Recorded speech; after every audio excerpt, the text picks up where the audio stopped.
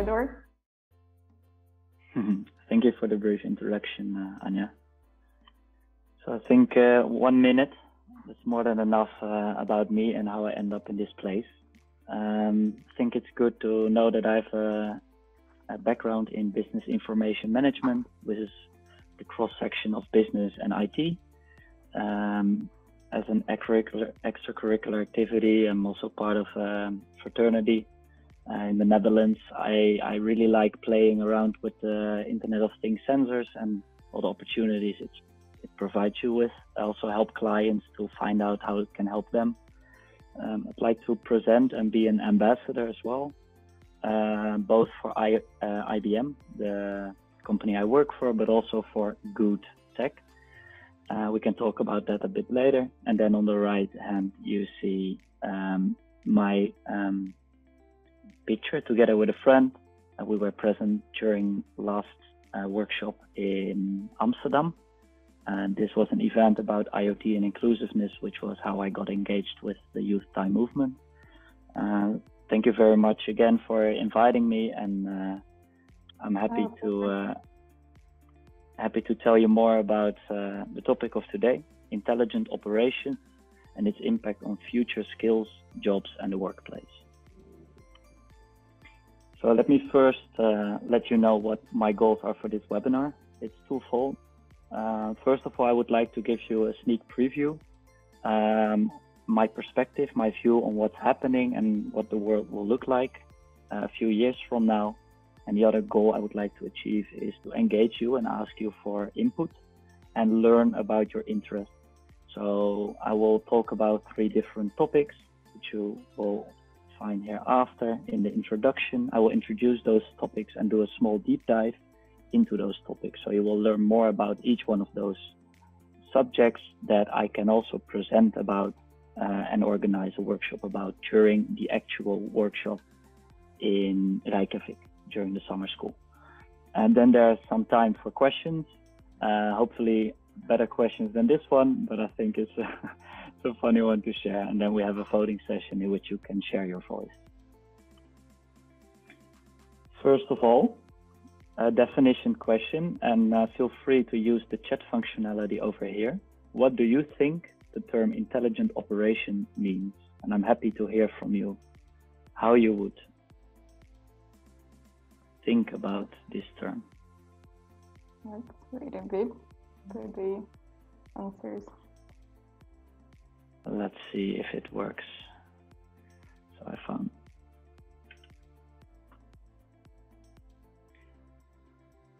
Still waiting for input.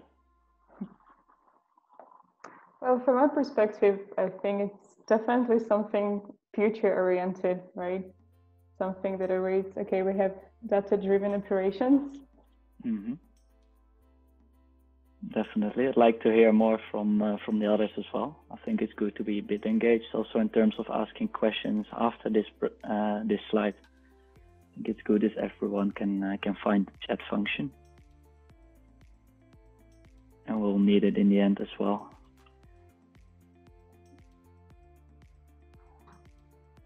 So at least it's working. Mm-hmm. Okay, there we go. Automation, machine learning, data-driven operations, maybe 1 or 2 more. Okay. All right, thank you very much. It's quite similar. Okay, there we go. There we go. Productivity, I see, advanced technology. All right, so let me give you my 2 cents. I think it has to do with 3 main elements, I would say. So one form of intelligence, I would say, refers to the dynamics between strategy and processes. So high-performing organizations, they will have processes in place that help them to realize their goals. Then we have analytics and insights.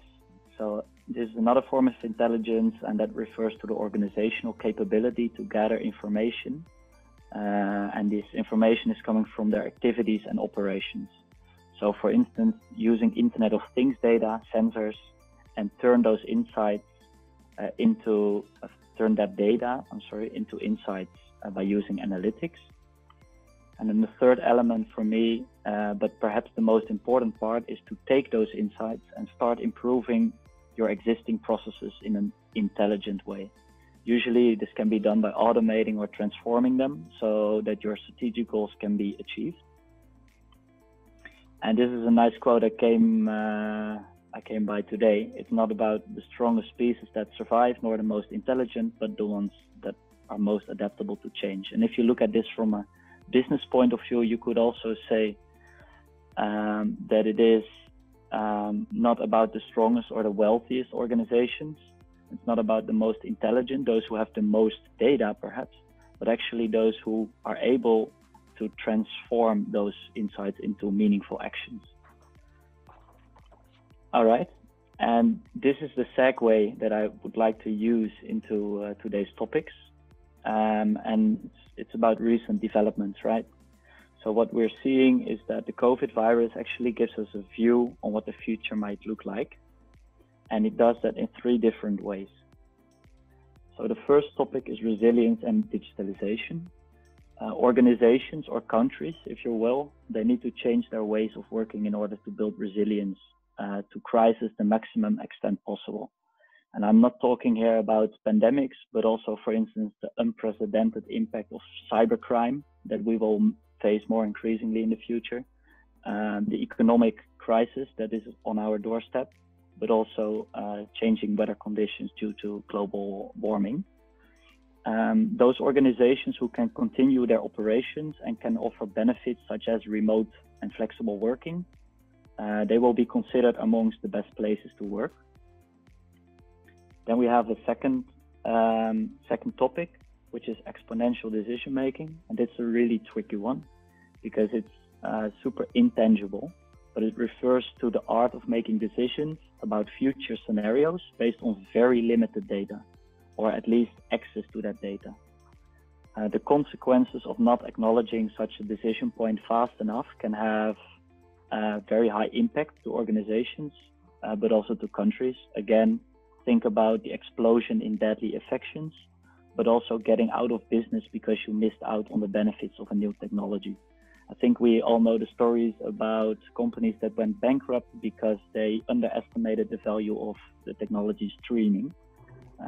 You can debate whether that's a real technology, but at least it's a window of opportunity that Netflix and Spotify, amongst others, didn't take for granted. And then the third one, it's not a video. I don't know why there's a play button, but it's about ethics and privacy. So when you have to make very difficult decisions under extreme pressure, it's very tempting to use any tool or resource available that could help you. However, using some technologies and some applications can go at the expense of fundamental principles that we have in our society. Think about privacy and equality. So now I would like to deep dive a little bit into these topics. Digitalization, of course, is extremely broad. I can talk a lot about it, so I need to limit myself here a little bit, and I will focus on the core of the event, sustainable workplace and skills, and we'll focus on jobs in this case. And if we look at jobs, we, in my opinion, again, have 3 different categories. The first one is those that will be replaced by computers and technology. This has been there for centuries, of course. Horses have been replaced by cars, but there are many jobs, not just factory jobs, but also, for instance, driving jobs or repetitive administrative jobs that will be replaced somehow by technology. Not just a robot, but it can be digital robots as well. Robotic process automation, I can elaborate a little bit upon. But this group is, although it is big in terms of absolute numbers, it's relatively small. The majority of the jobs will be augmented. There are many examples that I could dive deeper into during a workshop, but think about maintenance workers who provide support along the way. So they receive a message that something is about to break down, that they have to collect certain spare parts in the warehouse, and during the job they have, for instance, with virtual reality or augmented reality in this case, the support they need to perform that job as effective as possible. But also another example are doctors, for instance, who receive help from supercomputers with visual recognition. They can, based on a picture, identify the cause of the problem or the actual illness of a patient. AI will play a very significant role in this. And then the third category is job creation, in which AI and technology will help to create new jobs. Computers were feared to replace many jobs. In the end, they helped us doing a lot, and they also created jobs. For instance, think about computer programmers. It's a whole new segment that didn't exist before. So that's one topic. Another one is exponential decision making. So new ways of working will focus on the ability to identify, evaluate, and act upon emerging trends. This is all about identifying what's going on and turn those insights into meaningful actions and innovation, which I introduced the topic with before as well. So in other words, doing the right things, but also doing the things right. There are many innovation methodologies that have been developed over the past years. A lot of experience has been gained as well in how to apply those methodologies. I don't know who of you attended my workshop in December last year, but we also practiced with one of those methodologies, which was design thinking. And innovation methodologies like enterprise design thinking,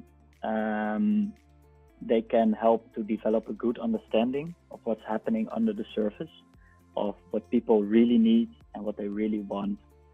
So this is really about the identification part. Then we have also cross-team collaboration. So decision makers, they need different angles to evaluate complex challenges and possible solutions. So for instance, as a country leader, and you have to come up with a right approach to cope with the COVID virus, you do not just want to be surrounded by politicians, but also by health experts, by psychologists and economists and many others to understand and balance different interests and risks. Cross teams can help you in doing that.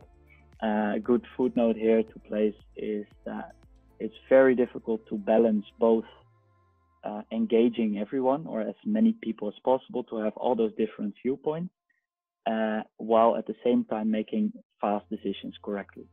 So this is a difficulty that we can practice with. And the third one is about accumulated impact and elasticity. So what I mean here is that about the impact that you recognize, that you're able to recognize the impact that different technologies have on each other.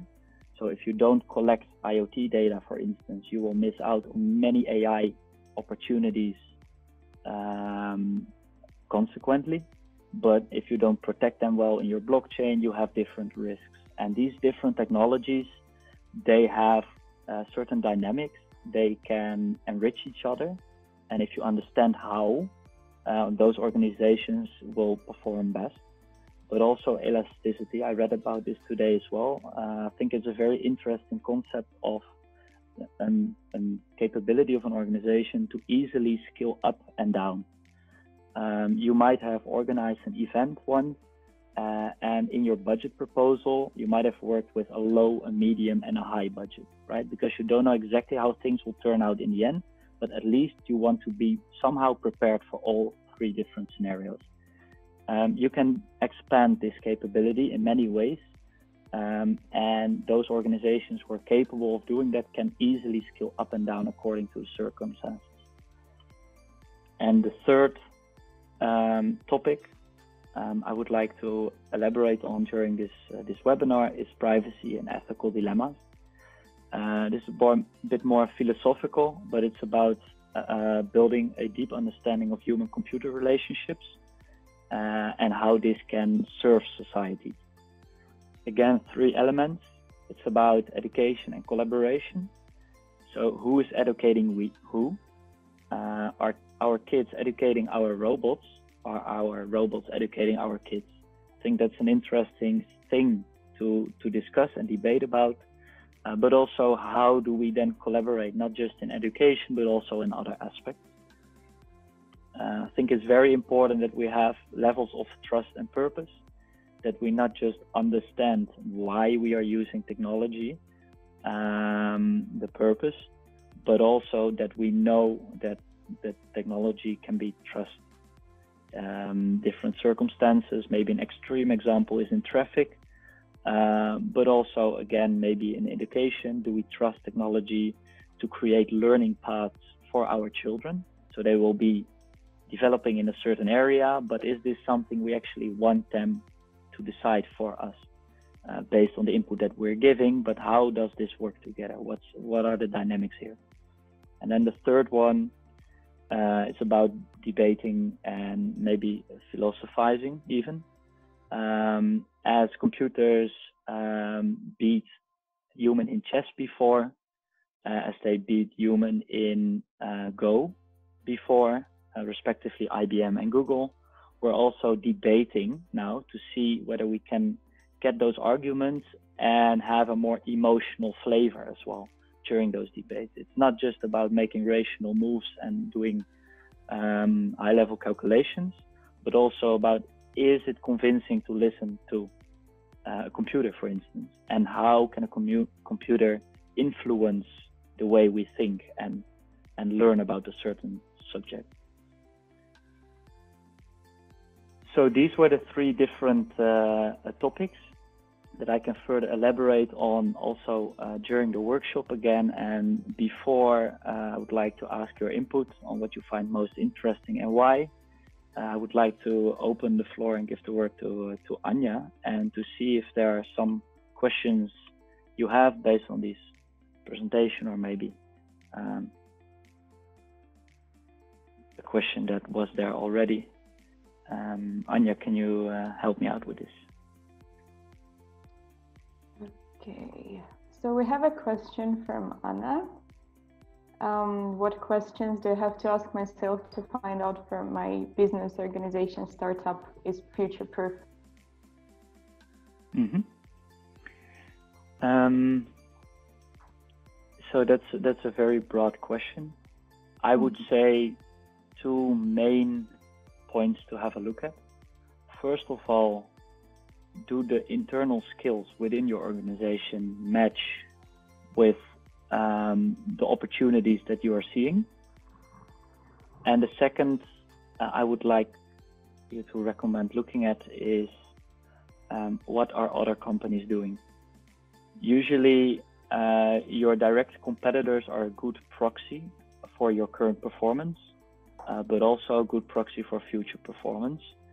It is the case that you might have an advantage if you are innovating more rapidly. But you know one thing for sure, if they are ahead in terms of innovation, that's definitely something that you know that you're lacking behind, but also will negatively benefit your results as a company. Mm-hmm. I think we can get to another interesting question since we talked about future after COVID. So it's from Juliet. We have seen recently all the problems of privacy generated by the apps for COVID tracking. This is often the same problem with the IoT.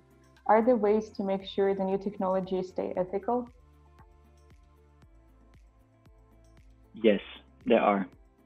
And this is one of the reasons that I'm happy to work with IBM, because there are different ways of doing that. And you have very roughly a proactive approach and a reactive approach.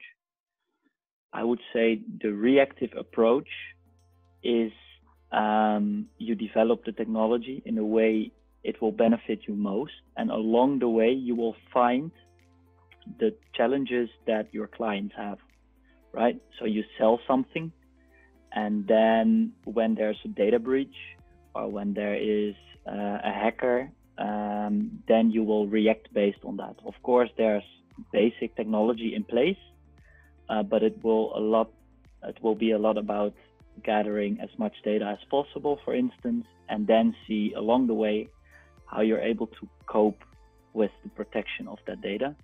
A different way is a more systematic way, and this is definitely something that, amongst others, IBM is adhering to, is that you first put in place a set of principles that you will always stick to. These principles you can find online. So if you look on AI and ethics principles, you will definitely find some, and they will prescribe basically on what a company that helps you with IoT development and IoT solutions, what they can and cannot do, what they will and will not do. And especially that will not part is very important, not just to protect your unique property, so the data and the insights from those data, but also the actual security of your hardware. Maybe to give you an example,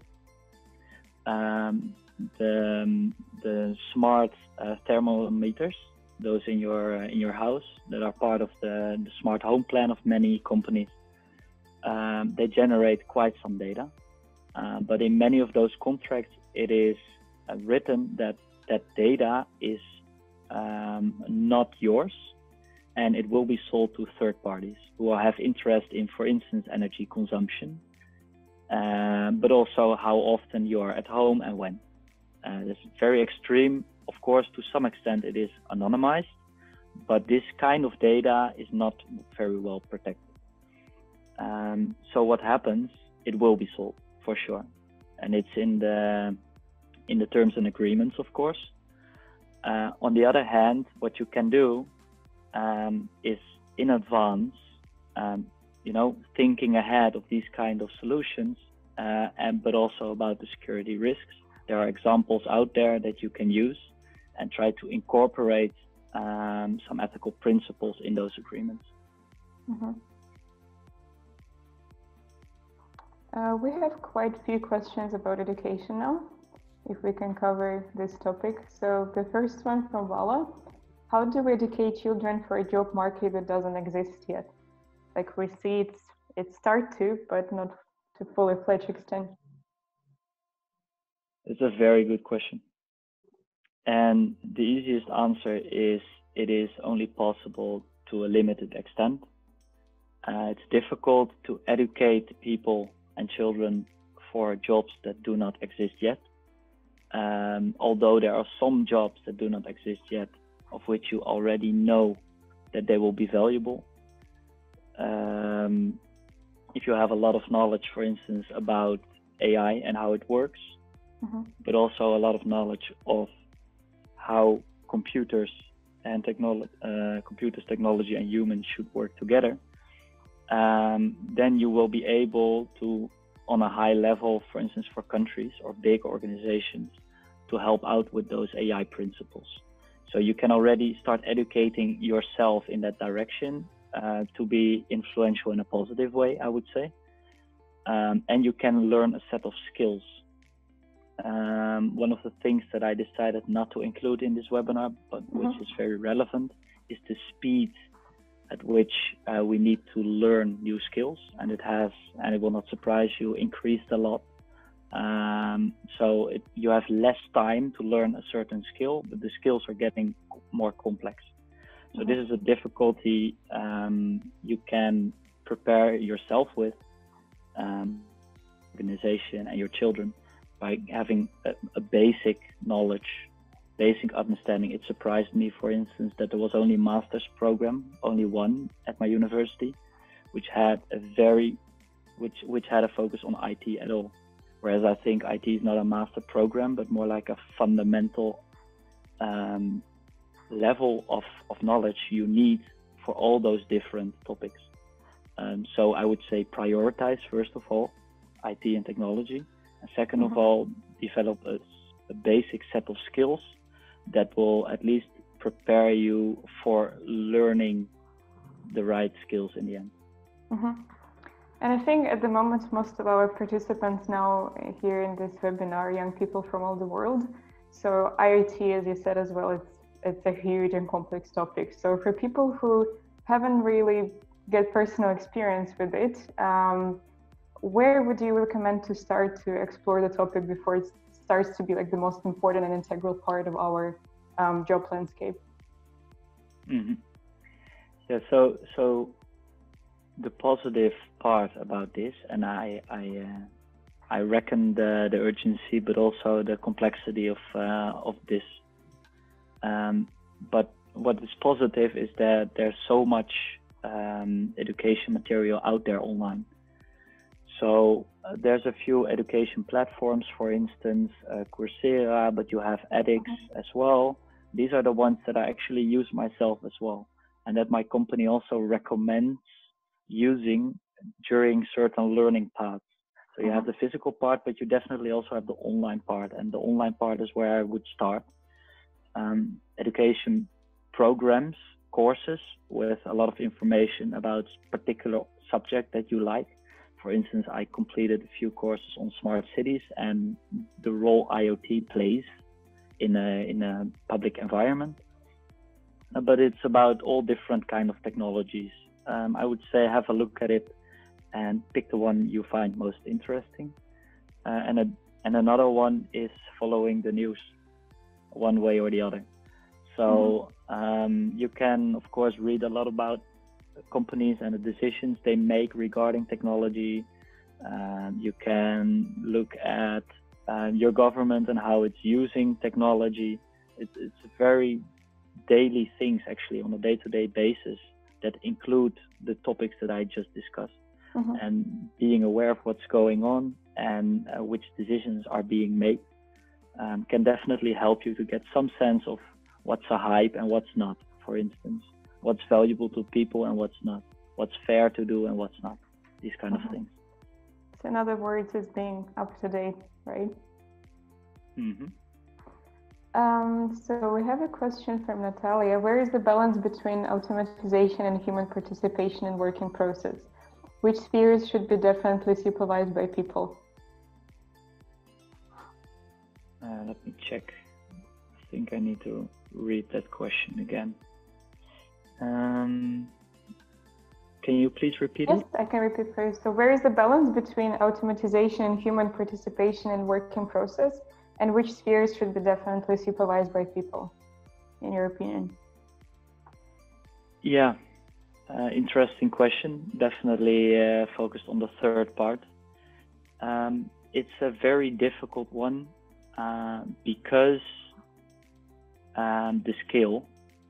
I would initially say tasks that are highly repetitive need to be automized, but the degree of and also the intelligence of the computers we're using also rapidly increases. So I don't know if you have heard about Moore's law, but it's about doubling the intelligence, right, or the capacity. It's very likely that the same will happen with AI. So first, computer chips became smarter and smarter over time, right? And it's kind of a compounded, exponential way of developing. But the same can happen with AI as well. What happens if AI starts creating and developing new AI, right? So it's things we don't really understand, and they take that already, infusing that in new AI. So it might be very likely that highly repetitive tasks are currently a very small part of all jobs, because it's literally doing the same. But there might be small differences that are already captured in highly repetitive by AI that becomes smarter and smarter. So it's really difficult to say what and what not. But I think that the easiest answer right now, and I obviously need to think about it myself more as well, but I would say right now the tasks that are literally repetitive. So let's give an example: copying information from one file to another, taking that information and writing it down somewhere, and then based on that information you make a certain decision. These are business rules that you can build into the operation that don't need to be automated. And what you could say is that because it's so repetitive, it's not very satisfying, first of all, and fulfilling. But it's also, from a business perspective, very expensive. because people, they sleep, they smoke, they eat, they spend a lot of time not being productive. So these very easy to replace tasks will definitely be there soon. But good question, thanks. So you're more to the side that IoT will create more job opportunities, right? That it will not just replace, but open up more interesting opportunities. The honest answer is it will replace more jobs than it will create, unless we actively work on that. That's what I think, and that's also where I feel that businesses have a responsibility in working together with the government, because you cannot expect companies to make all kinds of decisions that will negatively affect their profits or their income. So there's a gray area here. But at the same time, I think that companies within their organization have a responsibility to make sure that the people that are happy working there and want to work there have somehow a role within that organization as well. And the easiest way to do that is upskilling. And that's expensive unless you do it online and find ways to educate your employees in the right direction, right? So it's a play between the company itself, who has a certain responsibility.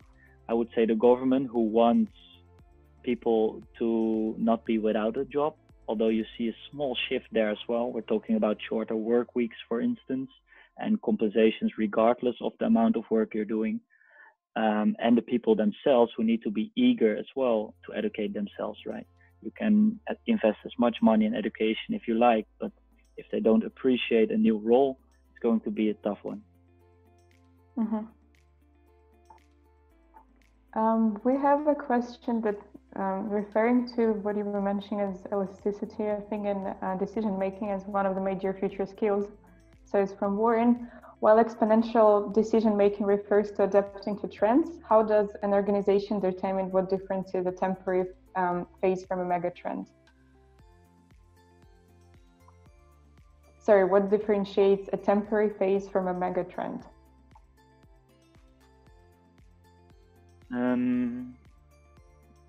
Let me see if I understand it correctly. Is this about identifying whether... Okay. So whether so Warren is saying the decision making as the skill refers to adapting to what is up to date, what is trend. So how do you, as an organization, decide what is temporary phase and what is a mega trend? Yeah, that's a very good question. I would again say that there are two ways of finding out, and let me emphasize that presumably no one knows. First of all is making sure that you have the right capabilities in place within your organization to experiment with it. So build up your own data and your own results. Don't wait too long for other companies to present their results, because they will not probably, or for other countries to present their results regarding a virus, because there are different ways of having troubled data there. There might be a delay, it might be not trustworthy, it might be a different way of measuring. So start building your own set of knowledge, and again, look at the world around you. It's maybe a straightforward example, but you will be surprised how often we can help clients by giving them examples of things of similar things we're doing with another client. So we're basically transferring knowledge here, but it's very effective. If an airport wants to understand how certain data management policies work, we look at all the airports that we're working with around the world, and we combine that knowledge into a tailored approach or a tailored recommendation. So of course, this is limited to resources as well. You don't have all the people within your company to have a look at all the companies out there. But having some basic business analysts results can help you already to understand the speed of something and to which extent it is evolving. I hope that answered your question. I think we can take last few questions, right? Sure. So we have a big last question in the chat. It has many levels, but it boils down to human interaction. So it's a question from Mustafa. Every day we're exploring new ways that artificial intelligence can solve humans' problems and support humans in different ways. Do you think too much attachment to artificial intelligence make humans less socialized? Is it a big concern in terms of socialization and human connection? It's an interesting question. So first of all, I think AI is a means. It will become a more important part of our society, but a new society will have new problems, and perhaps a new problem of that is that we're disconnected. Then AI can perhaps help us to get connected again. So I don't see this as something that will inevitably make us worse in some way, but it will create new challenges, and perhaps it can help us solving those. But in the end, it's balancing opportunities and risks, or upside and downside, advantages, disadvantages, and I am very much in favor of widely accepting the technology and then seeing what kind of problems it causes and then trying to solve those consequences. I think that's how we can move forward with this. We shouldn't be scared too much. But what I found very interesting, and I would like to quote will.i.am here of the Black Eyed Peas, which is not the regular suspect, I would say, in the world of AI. But to give you a bit of background, he used to be one of the founding investors of Beats, together with Dr. Dre, the headphone company, and he made a lot of money with that. And because it was, a technology company as well, he stayed in business for AI. So that became his thing a little bit. And because it was an AI company, like we have seen with the cryptocurrency as well, because it was a cryptocurrency, it exploded. So he raised a lot of money to build that company. I think in 5 years' time, he was able to raise almost 200 million, if I'm not mistaken. You can say a lot of money. And then what happened was that on the side, he wanted to give back as well. So he started a company in what's it called? Philanthropy. So this is basically was on one hand building an AI company and on one hand building a society company, if you will. Different ways of describing, but very much focused on human instead of the AI. And he said, in double the time that I was working on that company, I raised like 1/5 of the total amount. And he said we should stop over investing in AI and start investing in human intelligence. And I thought that was a very powerful quote, because in the end, you don't want a technology company, but you want a technology company that helps humans. So if you can combine that, find a hybrid form using AI to become more connected, using AI to become more access to certain opportunities, I think that's very strong. And that's why, to tailor back to last year's theme, inclusiveness, this is so important. Because if already wealthy people design AI, it will benefit also the wealthy in the end. And like it will, if disabled people design AI, they will most likely find applications to help other disabled people as well, right? If less fortunate people are able to design AI, they're more likely to tackle social problems. So that's where we're going back to the human part again. In the end, AI should be a means and not a goal here that you can use, right, to tackle certain societal issues. So we talked about a lot of concepts, a lot of complex concepts, and if you would highlight one main takeaway from this webinar, what would it be? Participate in the summer school. Okay. Would you like to add a few more words about your session as an expert during our summer school? Not so much. I think I've highlighted different directions that I can go into. I have to admit that in all three of them, I need to educate myself as well. So that's why I'm also asking your input a little bit to make sure that I'm preparing myself in a way that you find interesting. And that's also why I wanted to, in the end, ask your input as well and see in the chat, maybe if you will, if you can let me know which topic you prefer to further explore during the International Summer School. Maybe you're not participating yet. Maybe just let me know which topic you find most interesting in general. I'm happy to know that, so I can take that with me in my preparations. So now we will encourage the participant to mention in the chat what topic they find most interesting, in other words.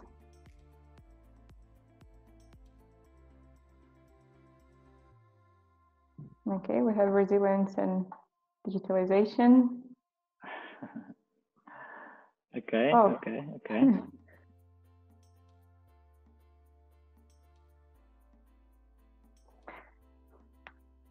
I think exponential decision making wins over.